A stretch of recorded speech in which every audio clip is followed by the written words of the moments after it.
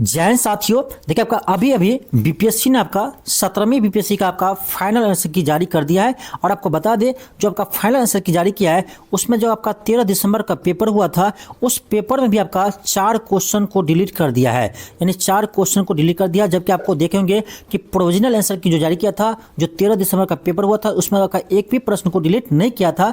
जबकि 4 जनवरी का जो आपका री एग्जाम हुआ था, उनके 4 प्रश्न को डिलीट किया था। तो बराबर करने के लिए मुझे लगता है इसका भी आपका 4 प्रश्न को डिलीट किया है। ठीक है, तो चलिए देखते हैं कौन कौन सा क्वेश्चन है जो आपका 13 दिसंबर को पूछा था और डिलीट किया गया है। तो आपका ये क्वेश्चन है, आपका 14 नंबर क्वेश्चन है कि बिहार के सकल घरेलू उत्पाद यानी जीएसडीपी में कृषि का योगदान कितना है। देखिए ये क्वेश्चन सही है आपका, इसका आंसर आपको कोई नहीं दे सकते क्योंकि आपको यहाँ पे ईयर नहीं दिया है किस वित्तीय वर्ष में, 2023-24 में कि 2022-23 में। तो जब तक आपका ईयर नहीं दिया गया है तो ऐसे प्रश्न को आप नहीं बता सकते हैं। ठीक है, इसीलिए इस प्रश्न को डिलीट कर दिया है। ठीक है, इसको डिलीट कर दिया। अगला क्वेश्चन देखिए कौन सा है।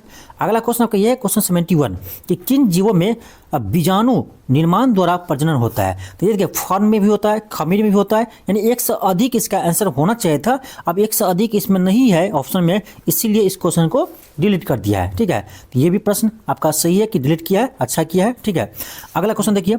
अगला क्वेश्चन आपका यह है, क्वेश्चन 91 कि भारतीय रिजर्व बैंक के अनुसार वित्तीय वर्ष 2025 के लिए हेडलाइन मुद्रास्फीति का अनुमान क्या है। ठीक है, तो उसमें जो आपका आंसर जो इसका दिया है, इसका दिया है कि 4.8 के आसपास होना चाहिए, जबकि इसका कोई भी ऑप्शन में नहीं है। तो ये भी इसलिए डिलीट कर दिया क्योंकि डाटा सही नहीं है, डाटा ऑप्शन में नहीं है, इसीलिए इस प्रश्न को भी डिलीट कर दिया है। ये सभी प्रश्न आपको बता रहे हैं हम 13 दिसंबर वाले पेपर का। ठीक है, जो पहले हुआ था। अगला क्वेश्चन आपका यह है, क्वेश्चन 94 कि राजनीतिक रणनीति संघर्ष विराम संघर्ष अथवा एसटीएस किस आंदोलन के बारे में प्रख्यात हुई है। तो इस क्वेश्चन को भी बीपीएससी ने डिलीट कर दिया क्योंकि कोई कुछ कह रहा था, खिलाफत मुद्दा कर रहा था, कोई भारत छोड़ो आंदोलन बोल रहा था, जबकि प्रोविजनल आंसर की में भी आपका भारत छोड़ो आंदोलन इसका आंसर दिया था, लेकिन फाइनल आंसर की में इस क्वेश्चन को डिलीट कर दिया है। तो ये आपका 4 प्रश्न है जो आपका 13 दिसंबर में पूछा गया था, जो इसे आपका अभी डिलीट कर दिया है फाइनल आंसर की में।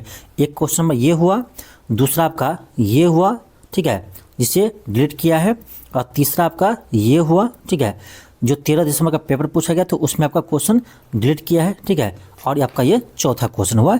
ये आपका 4 क्वेश्चन है जो 13 दिसंबर का पेपर हुआ था, उनके प्रश्न है जिसे अभी फिलहाल डिलीट किया है। और डिलीट करने का फ़ायदा क्या है, तो इसका मार्क्स जो है ना सभी को मिलेगा। ठीक है, इसका जो आपका मार्क है, 4 क्वेश्चन आपका डिलीट हुआ है तो 4 मार्क जो है ना वो सभी को मिलेगा।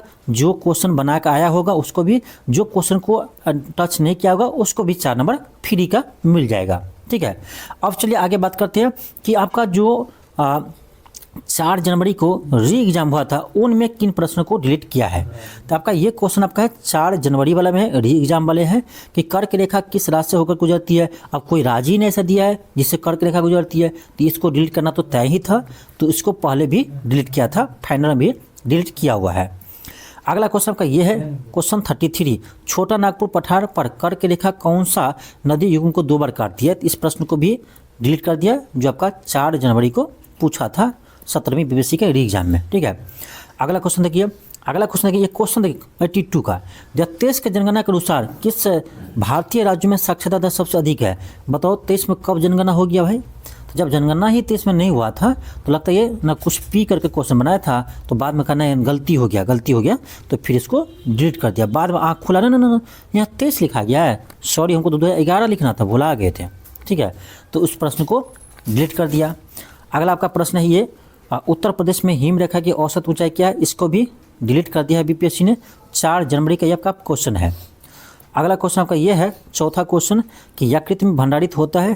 तो इसको देखिए, एक सेकेंड, ये आपका प्रश्न 4 जनवरी वाला में है, ये डिलीट हुआ है 1, ये आपका दूसरा है 4 जनवरी का 2, और ये आपका तीसरा है 4 जनवरी का। ठीक है, जो री एग्जाम हुआ था तीसरा है, और ये आपका चौथा है।